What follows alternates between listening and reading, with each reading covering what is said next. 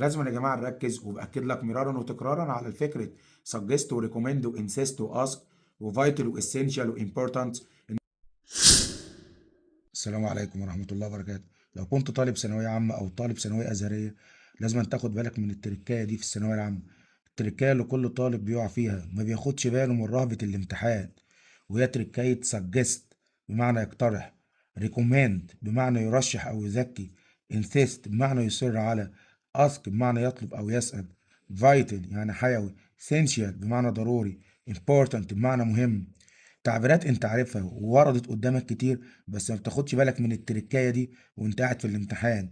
وهي لو كل الاكسبريشنز والتعبيرات والفيربس دي جت بعديها ذات، وجي بعدها الفاعل، سواء كان الفاعل مفرد او سواء كان الفاعل جمع، فانا لازم اجيب بعدها المصدر. اوعى يغرك ان الفاعل مفرد فتصرفه في البريزنت سيمبل في المضارع البسيط، لا، سواء جه بعديها ذات، هيجي بعديها الفاعل مفرد او فاعل جمع، هتجيب وراها المصدر او شوت زائد المصدر في حاله ان الجمله تكون مبنيه للمعلوم.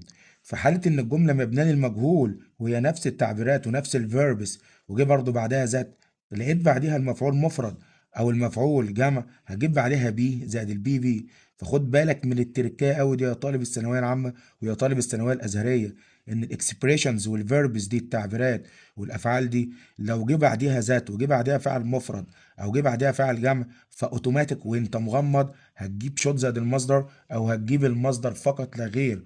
وخليك عارف ان المصدر فعل بدون اي اضافات. يعني ايه مصدر؟ يعني انت بتلاقي درينك،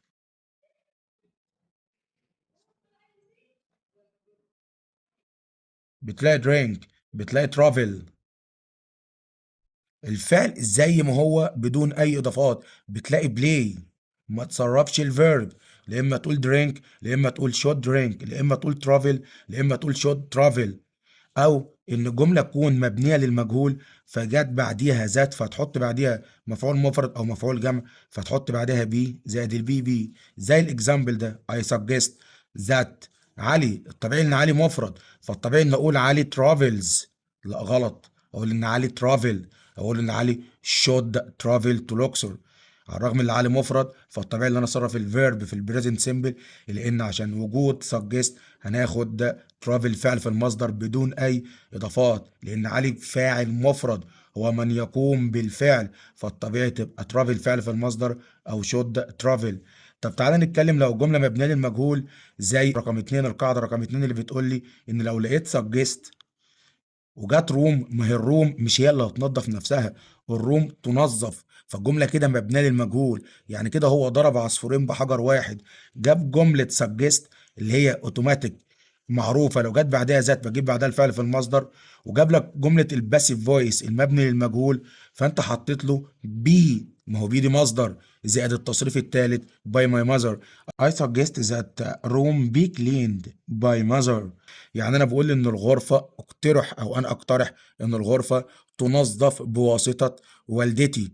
ما ادي المصدر وادي التصريف الثالث، ضرب لك عصفور بحجر او عصفورين بحجر واحد، لان ده انت عندك يونت المبني للمجهول المبني المعلوم اليونت الثامن، وادي قاعده سجست وريكومند وانسيست في يونت لوحديه، فضرب لك عصفورين بحجر واحد مبني للمجهول. وقاعده سجست من الفيربس اللي بيجي بعديها الاي ان جي عندما يوجد بعدها ذات فبتغير مجرى ومسار الجمله كامل.